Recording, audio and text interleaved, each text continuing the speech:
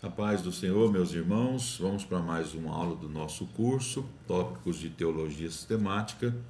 Estamos estudando sobre antropologia, a doutrina do homem, e na aula passada nós falamos sobre a alma e o espírito do homem, e hoje vamos falar sobre o corpo do homem e a sua dimensão espiritual. Então, vamos aqui para o número 11, né? Que fala sobre o corpo humano. Então, na visão tricotômica do ser humano, o corpo tem um papel muito importante. É através dele, né, que a alma se comunica com o mundo exterior, e é no rosto que aparecem as expressões de alegria, tristeza, ira, sono, calma, entusiasmo, rancor, mágoa e tantos outros sentimentos próprios da natureza humana. Graças à ciência, hoje podemos conhecer o corpo humano melhor do que qualquer pessoa do passado. Então vamos falar um pouquinho, né, sobre a questão do corpo humano e as descobertas da ciência e como isso nos mostra a maravilha, né, da criação de Deus. Então, a dimensão material do corpo. No Salmo 139, verso 13 até o 11, Davi disse: Eu te louvarei porque de um modo terrível e tão maravilhoso fui formado. Maravilhosas são as tuas obras e a minha alma o sabe muito bem. Os meus ossos não te foram encobertos quando no oculto foi formado e entretecido como nas profundezas da terra. Os teus olhos viram o meu corpo ainda informe, e no teu livro todas essas coisas foram escritas, as quais iam sendo dia a dia formadas, quando nem uma delas ainda havia. Então a gente vai apresentar, a partir da próxima página, justamente alguns argumentos, né, que comprovam realmente a maravilha da grandeza da criação de Deus, que é o ser humano. Bom, então o corpo humano, né, na sua forma organizacional.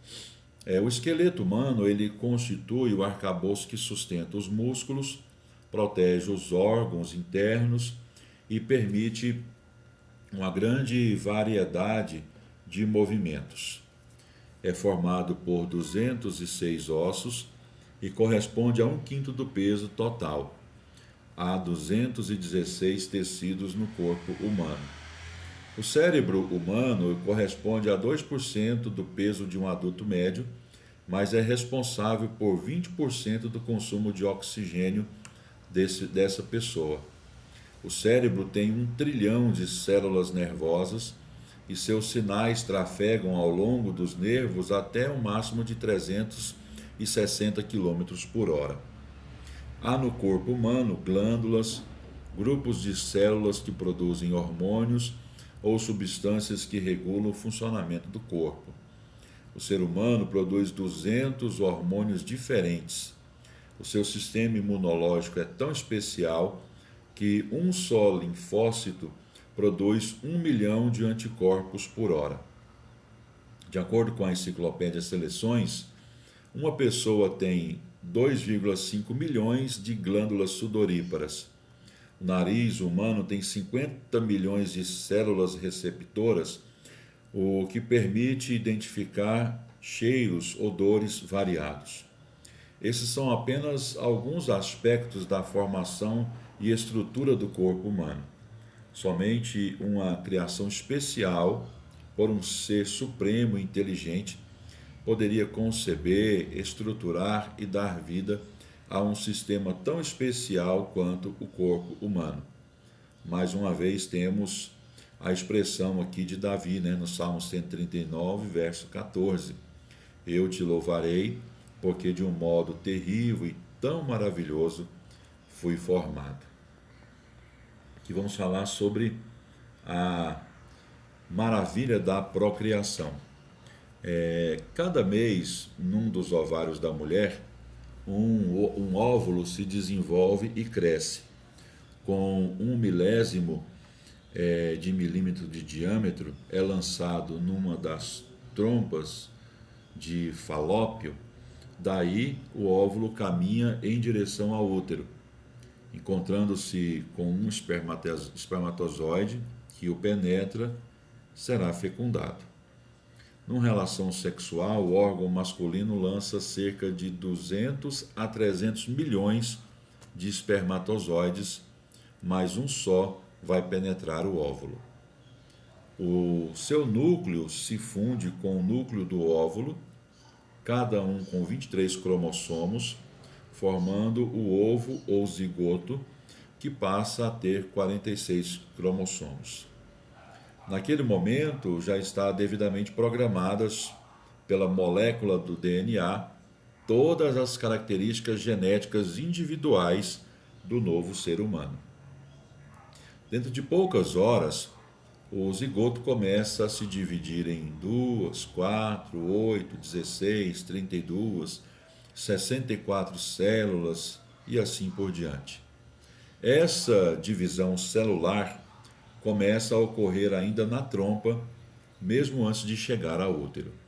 Chegando ao útero, o embrião, na forma de blastocisto, se implanta no útero. E aí começa a gravidez. É a formação de um novo ser humano. Nos seus primeiros dias, as células que formam o embrião chamam-se células-tronco embrionárias.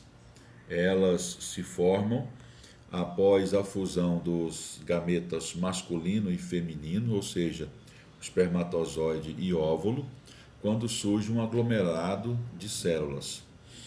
Após 4 dias, esse grupo de células começa a formar uma estrutura esférica, chamada blástula, apresentando 2 partes, uma interna e outra externa. A parte externa formará a placenta e a interna o embrião. E na parte interna, que estão as células capazes de gerar todas as células no organismo de um indivíduo. Dentro de 5 dias, o embrião forma a blástula ou blastocisto, com aproximadamente 100 células. Prosseguindo com a viagem do embrião, vemos que com 4 semanas o coração começa a bater. Com apenas 5 milímetros de comprimento, com 6 semanas o embrião obtém toda a sua nutrição e oxigênio da placenta e do cordão umbilical. Com 8 semanas, agora denominado feto, mede em torno de 2,5 centímetros e seus membros são identificáveis. Começa a se mexer, mas a mãe ainda não consegue sentir. Com 12 semanas, os principais órgãos internos aparecem. Com 22 semanas, todos os sistemas do corpo já estão estabelecidos. Com 38 semanas, o bebê já está completamente formado, com a sua cabeça encaixada, ou seja, posicionada para baixo com a face voltada para a pelvis, e já está pronto para nascer.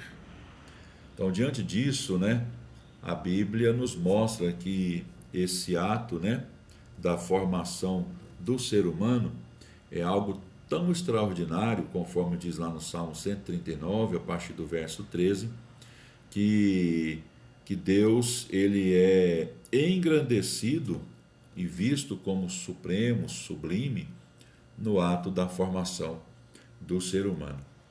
Bom, vamos ver aqui sobre o desenvolvimento e a morte do corpo. Todo ser vivo, incluindo o homem, nasce, cresce, desenvolve e morre. Hebreus 10 e 27 diz que aos homens está ordenado morrerem uma só vez. Em seu desenvolvimento, o homem passa pela infância, adolescência, juventude e idade adulta. Em cada uma dessas fases, seu desenvolvimento físico depende de alimentação, repouso, movimento, relacionamento humano, relacionamento espiritual. A velhice é a fase do declínio das energias físicas e mentais. E depois vem a morte. Para os salvos em Cristo, a velhice é uma fase de gratidão e de esperança quanto ao porvir. Para os que não têm certeza da vida eterna, A velhice é vista como o fim da vida, sem qualquer esperança de uma vida melhor. A morte, ela assusta as pessoas. Talvez porque o ser humano não foi programado originalmente para morrer. A morte entrou no mundo como consequência da queda. De fato, a lei da morte é inexorável.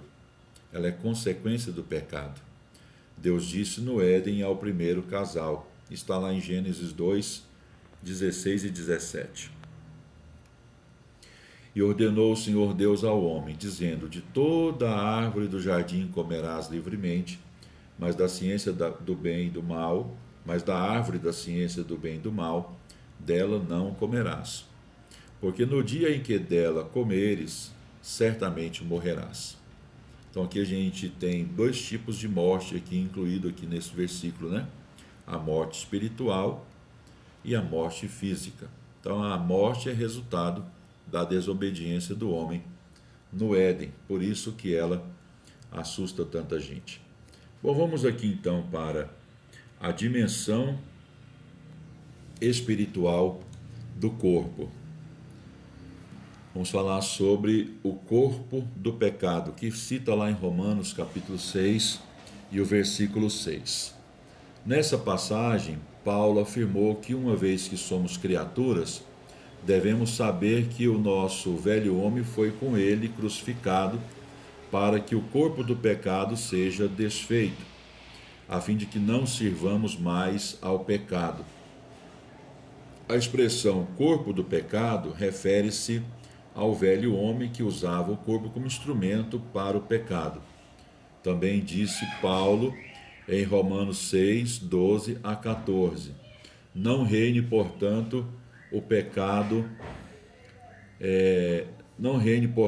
o pecado em vosso corpo mortal, para lhe obedecerdes em suas concupiscências, nem tampouco apresenteis os vossos membros ao pecado por instrumentos de iniquidade, mas apresentai-vos a Deus como vivos dentre mortos, e os vossos membros a Deus como instrumentos de justiça. Porque o pecado não terá domínio sobre vós, pois não estáis debaixo da lei, mas debaixo da graça. Nós temos também a citação de 2 Coríntios, capítulo 4, versículo 16, sobre o homem exterior. Disse Paulo: por isso não desfalecemos, mas ainda que o nosso homem exterior se corrompa, o interior, contudo, se renova de dia em dia. Aqui Paulo, ensinando sobre a ressurreição, acrescenta que não devemos desfalecer diante das lutas que passamos nesta vida, pois mesmo que o homem exterior, ou seja, o corpo, se corrompa, envelheça e venha até morrer, contudo o homem interior, alma e espírito, renova-se continuamente. Temos aqui em 2 Coríntios 5 e 1 uma referência à casa terrestre. Paulo se referiu à temporalidade do corpo em sua constituição física como o invólucro do espírito. O destino do salvo é habitar nos céus com Jesus num corpo transformado, conforme está lá em Filipenses 3 e 21. O corpo celestial que nos será dado por Deus será a nossa habitação, que é do céu. O homem interior não pode apresentar-se diante dos olhos humanos. Assim precisa dessa casa terrestre, que é o corpo humano.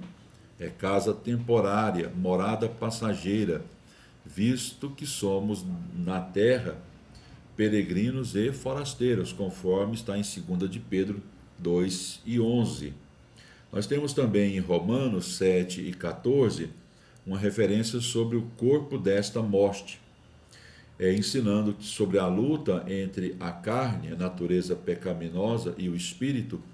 Paulo, de forma eloquente, ele disse: porque segundo o homem interior, tenho prazer na lei de Deus, mas vejo nos meus membros outra lei que batalha contra a lei do meu entendimento e me prende debaixo da lei do pecado que está nos meus membros. Miserável homem que sou, quem me livrará do corpo desta morte?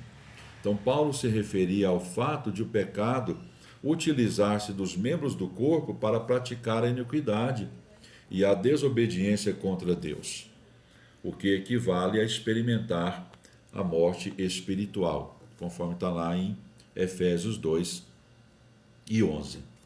Temos aqui outra expressão usada por Paulo em Filipenses 3 e 21, que é corpo abatido.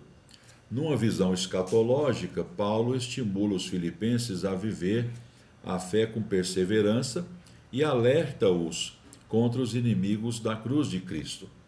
E numa palavra de conforto e esperança, lhes assegura, conforme está lá em 1 Coríntios 15, 42 e 43.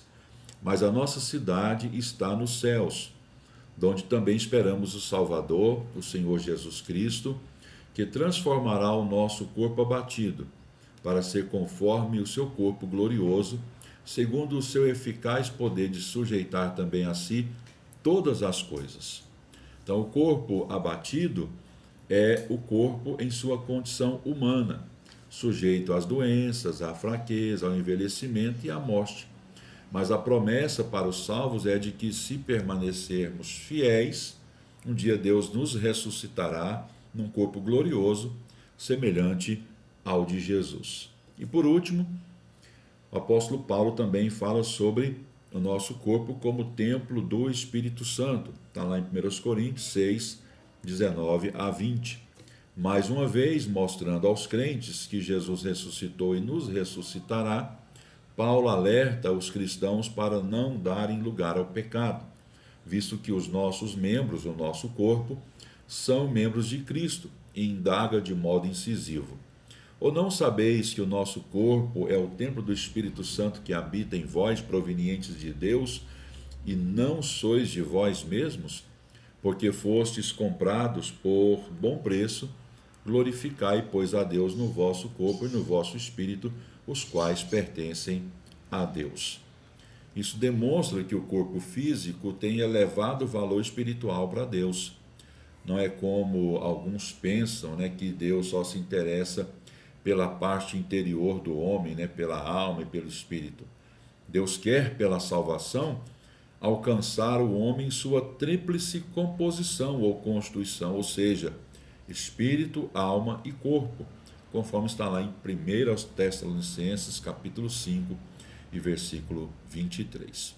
Então encerra aqui a nossa aula. Deus abençoe sua vida e muito obrigado por sua parceria.